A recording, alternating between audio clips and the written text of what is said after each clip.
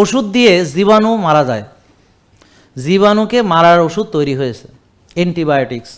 ঠিক আছে, টিউবারকুলোসিসের জীবাণু, মাইক্রোব্যাকটেরিয়াম টিউবারকুলোসিসের যে মানে আমাদের যে রেসপন্সিবল যে মাইক্রোব্যাকটেরিয়া বা জীবাণু, তো সেটাকে নির্ণয় করে সেটার এগেনস্টে ওষুধ তৈরি করে সেটাকে মারা এখন সম্ভব। তাহলে টাইফয়েডের ওষুধ আছে, ম্যালেরিয়ার ওষুধ আছে, এবং যক্ষ্মা হলে রক্ষা নাই এই কথাটা এখন আর মানুষ বিশ্বাস করে না, যক্ষ্মার চিকিৎসা আছে। কলেরা গ্রামকে গ্রাম মরতে এখন আর দেখি না, কারণ কলেরার চিকিৎসা আছে। ঠিক আছে, বোঝা গেল? এখন ডায়াবেটিস কোন জীবাণুর আক্রমণে হয়েছে? উচ্চ রক্তচাপ কোন জীবাণুর আক্রমণ হয়েছে?